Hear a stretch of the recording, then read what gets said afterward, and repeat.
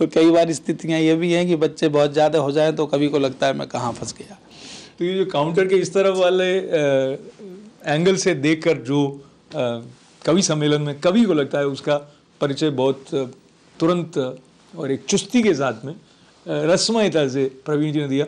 और फिर मैं ये याद करते हुए कि आपने पीएचडी किया है, बहुत पढ़े लिखे हैं, 10 किताबें छपी हैं, फिर गांधीगिरी, गांधी और मैनेजमेंट जैसी पुस्तकें भी आपने लिखी हैं।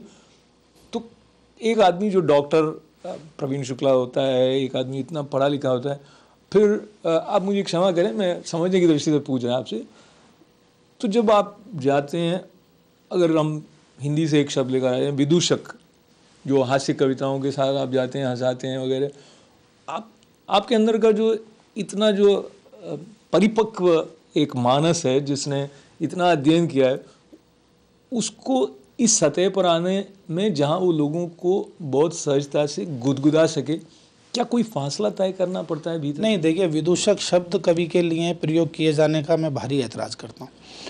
कवि विदूषक नहीं है। विदूषक उस व्यक्ति को कहा जाता है जो अपनी चेष्टाओं से, मुख मुद्राओं से, अपनी नाटकीयता से, अपनी अभिनयता से हंसी पैदा करने की कोशिश करे। कवि अपनी इन चेष्टाओं से हास्य पैदा करने की कोशिश नहीं करता। यदि वो ऐसा कर रहा है तो वो कवि धर्म का ठीक ठीक पालन नहीं कर रहा।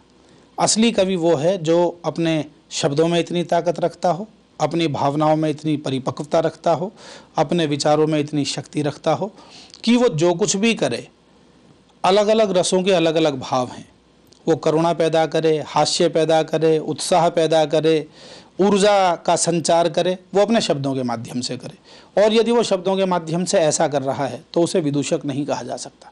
हास्य लिखना कोई आसान काम नहीं है। ये तथाकथित गंभीर लोग या कुछ ऐसे सो कॉल्ड लोग जिनको चीज़ों की जानकारी नहीं है, वो ये कहते हैं कि साहब हास्य आसान है। मैंने हर विधा में कविताएं लिखी हैं, गज़लें मैंने कही हैं, खूब कही हैं, गीत लिखे हैं, खूब लिखे हैं, और गद्य में भी काम किया है, और हास्य रस की कविताएं भी लिखी हैं। सारी चीज़ों को महसूस करने के बाद मैं बहुत जिम्मेदारी से ये बात कह सकता हूँ, यदि सबसे कठिन काम है तो वो हास्य रस की कविता लिखना, बशर्ते कि वो कविता हो। इसलिए उसका भरपूर सम्मान होना चाहिए। इतना अच्छी तरह से आपने मुझे सही जगह पर खड़ा कर दिया। विदूषक शब्द और हाँ कवि जो है वो साथ साथ में जाते हैं। मुझे ये सुनकर प्रसन्नता है। मगर कई बार हम इस प्रकार के अनुभवों से दो चार होते हैं जिससे कि इस तरह के प्रश्न जन्म ले लेते हैं, क्योंकि कभी कभी ऐसा होता है कि कवि आते हैं, कविता कुछ नहीं सुनाते, सिर्फ लतीफ़े सुनाते हैं। नहीं, देखिए कि यदि ऐसा कोई कवि कर रहा है तो वो अपने कवि धर्म का पालन नहीं कर रहा। और अच्छे और बुरे लोग हमेशा रहे हैं। आप ये मानिएगा, ये कोई आज की समस्या नहीं है। जब से हमारी हिंदी साहित्य की धारा शुरू हुई है, अल्टीमेटली जिंदा वही बचा है जिसने अच्छी कविताएं लिखी। छायावादी काव्य की हम बात करें उस समय की, तो कम से कम 250 लोग कविताएं लिख रहे थे, लेकिन 4 लोग छन कर आगे आए, बाकी लोग पीछे रह गए। जो लोग काफ़ी भंडैती करते रहेंगे, चुटकुलों के सहारे चलते रहेंगे, तो वो लोग आगे नहीं आ सकते। हमारे यहाँ 2 बड़े कवि थे जिनके नाम का मैं उल्लेख कर दूं, दोनों से मैं बहुत प्रभावित रहा, ओम प्रकाश आदित्य जी और अल्हड़ बीकानेरी जी। दोनों ने 40-40 वर्ष तक मंच पर कविताएं सुनाई और उसके बावजूद भी मंच पर उनकी मांग बनी रही। मैं आपसे इंटरव्यू करने की क्षमा चाहता हूँ, क्योंकि मैं ये देख रहा हूँ कि ओम प्रकाश आदित्य सम्मान से भी आप सम्मानित हुए थे 2006 में जी। और आदित्य जी के पास भी जो काव्य कोश था उसमें बड़ी विविधता थी। जी। उसमें हास्य व्यंग्य भी था, चिंतन प्रधान कविताएं भी थी, और एक सहजता उनके साथ निरंतर बनी रही। जी। उनके बारे में आप ये सम्मान पाने के साथ एक अलग और समीप का संबंध आपका हो जाता है। सर, आदित्य जी की याद करके आपने मुझे भावुक कर दिया। मैंने पहले भी आपसे साक्षात्कार में कहा है, आदित्य जी मेरे प्रेरणा सूत्र है। मैंने अपनी ज़िंदगी का पहला हास्य रस का छंद जिस व्यक्ति से प्रेरित होकर लिखा, उनका नाम ओम प्रकाश आदित्य है, और उनके नाम का पुरस्कार मुझे बलराम जाखड़ जी ने दिया। तो मैं उस दिन, मेरी आँखों में आंसू आ गए थे, मतलब आंखें डबडब आई थी कि इतने बड़े कवि के नाम का पुरस्कार मुझे मिल रहा है। और आदित्य जी ने सहमति की कि मेरी परंपरा को आगे बढ़ाने वाला यदि कोई कवि इस देश में है तो उसका नाम प्रवीण शुक्ल है, उसे ये पुरस्कार दिया जाना चाहिए, क्योंकि वो भी छंद में कविताएं लिखता है और उसी शैली के साथ प्रस्तुत करता है। देखिए, विविधता तो कवि में होनी बहुत ज़रूरी है। यदि उसके पास भावनाएं नहीं हैं तो किस बात का कवि। और छंद को साधना बहुत ज़रूरी है, एक चिंतन उसके पास होना चाहिए, और सबसे बड़ी बात क्या है, हमें अपने बड़ों से सीखना चाहिए। अभी जो नए कवि हमारे आ रहे हैं, मैं भी उनसे शिकायत करता हूँ, हालांकि मैं भी नया हूँ, लेकिन ये एक बहुत तपस्या का काम है, बहुत सीखने का काम है। और अल्हड़ बीकानेरी, उनसे मैंने बहुत सीखा, बहुत सीखा। इस सदी के बहुत बड़े हास्य कवि थे। वो कहते थे यदि आपके पास 500 साल की भी उम्र है तो भी वो भी कम है, उसके बावजूद भी निरंतर आपको सीखने की ज़रूरत है, निरंतर ज्ञान की। आप अगर आसानी से कोई उदाहरण लेकर बता सकें कि ये बात अमुक कवि से आपने सीखी और इसका इस तरह प्रयोग किया, अगर ऐसा हाँ, ऐसी तो अनेक घटनाएं हैं जी। अनेक घटनाएं मेरे साथ जुड़ी हुई हैं। जैसे मैंने एक गज़ल में एक शेर कहा था, छोड़कर जा रहा हूँ मैं घर किस लिए, कर रहा हूँ निरंतर सफ़र किस लिए। क्या बात। तो उसमें अल्हड़ बीकानेरी जी ने कहा कि देखिए, गज़ल की भाषा में निरंतर उतनी रवानी के साथ नहीं आता जितनी रवानी के साथ मुसलसल शब्द आ सकता है। मुसलसल शब्द का मतलब भी लगातार है जी। तो फिर उन्होंने कहा कि छोड़कर जा रहा हूँ मैं घर किस लिए, है मेरा ये मुसलसल सफ़र किस लिए। क्या बात। तो उन्होंने निरंतर की जगह मुसलसल कर दिया। और एक टुकड़ा था कर रहा हूँ मुसलसल। तो कई बार कविता ना चाहते हुए भी द्विअर्थी हो जाती है। तो उन्होंने कहा देखिए, ये जो शब्द है कर रहा हूँ मुसलसल, मैं लगातार कर रहा हूँ, इसका अर्थ कई बार कोई बारीकी से देखे तो नेगेटिव दिशा में जा सकता है। तो कर रहा हूँ की जगह यदि हम ये कर देते हैं, है मेरा ये मुसलसल सफ़र किस लिए। क्या बात। तो वो दोष भी निकल गया आपका, और उसका जो भाषा की जो रवानी है वो भी बढ़ गई।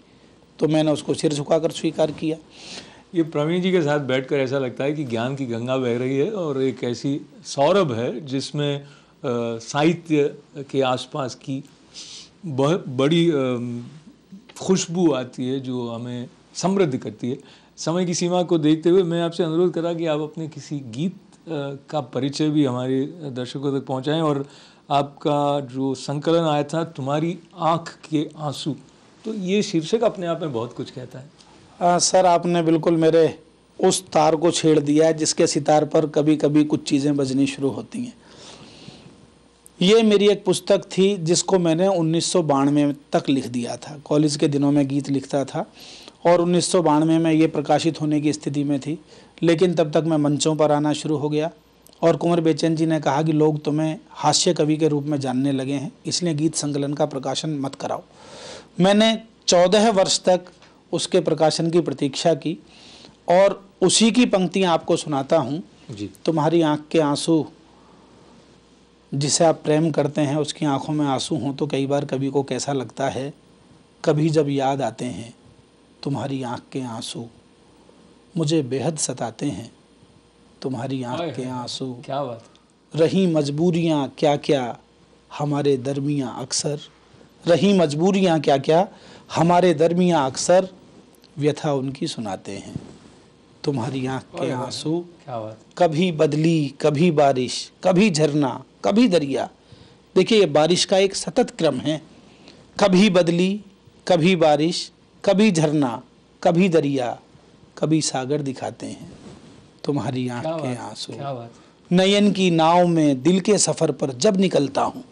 नयन की आकृति आप नाव जैसी होती है और किसी के दिल तक पहुँचना है तो इस नयन की नाव में ही सवार होना पड़ेगा, कोई दूसरा रास्ता नहीं।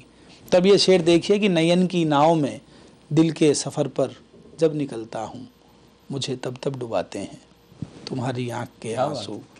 गमों की रेत पर तपते हुए जीवन के सहरा में, गमों की रेत से तपते हुए जीवन के सहरा में हमेशा सूख जाते हैं तुम्हारी आँख के आंसू। कभी तुम आँख में अपनी इन्हें लाना न भूले से किसी का दिल दुखाते हैं तुम्हारी आँख के आंसू। क्या बात। कभी जब याद आते हैं तुम्हारी आँख के आंसू, मुझे बेहद सताते हैं तुम्हारी आँख। तालियां बजाए बिना रह नहीं सकते हैं। बात आंसुओं की है लेकिन उसके अंदर इतनी सुंदरता, इतनी संवेदनशीलता और ऐसा कि जिसको आप शब्द में न कह सकें, वो एक सुंदर क्षण रचना के माध्यम से हमारे भीतर जागृत हो जाता है। ये कवि की बड़ी सफलता कही जा सकती है। इतने स्थानों पर आप कवि के रूप में जाते हैं, जुड़ते हैं, जोड़ते हैं।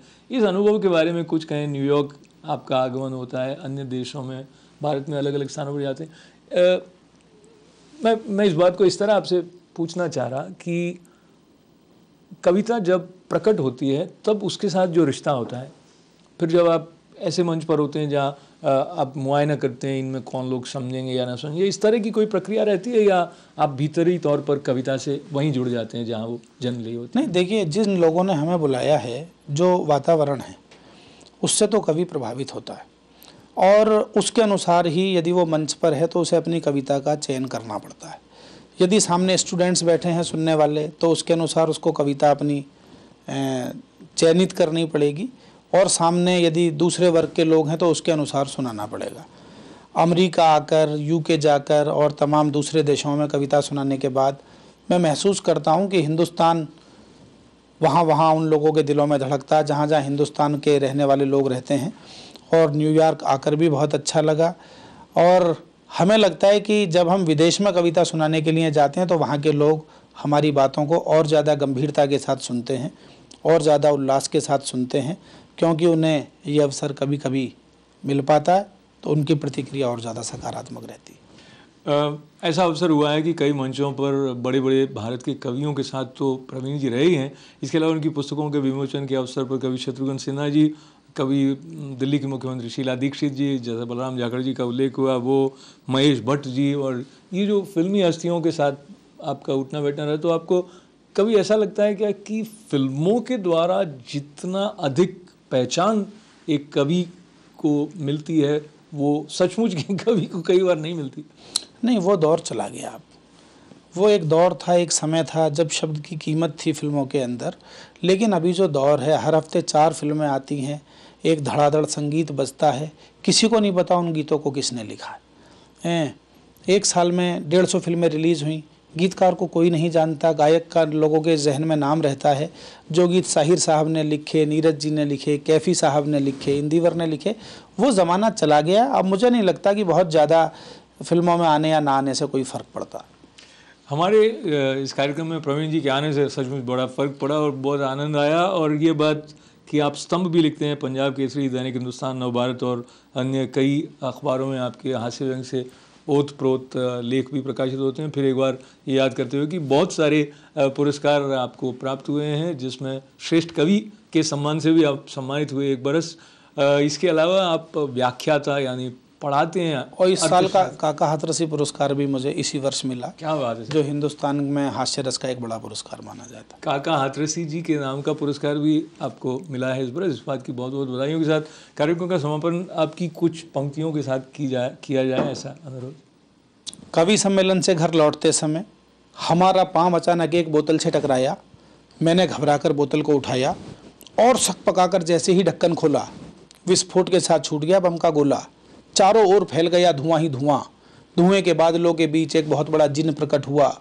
बोला, आका आपने मुझे आज़ाद किया है, मैं ज़िंदगी भर आपकी जी हुजूरी करूँगा।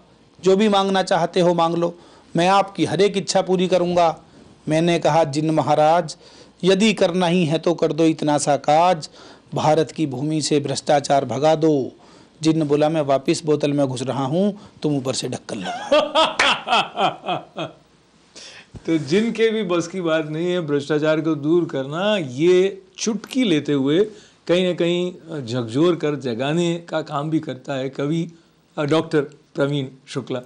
प्रवीण जी, बहुत सारी शुभकामनाएं आपके साथ, और मुझे अपने दर्शकों को फिर ये याद दिलाना है कि गांधी और गांधीगिरी जैसी पुस्तक और साथ में गांधी और मैनेजमेंट किताबें, और साथ ही साथ आपकी जो रस्में काव्य से ओत प्रोत, हंसते हंसाते, तुम्हारी आँख के आंसू जैसे संकलन है, उनका भी आप जब अवसर मिले लाभ लें। और आपकी कवि सम्मेलन .net वेबसाइट है, उसके माध्यम से भी आप इनसे जुड़े रह सकते हैं।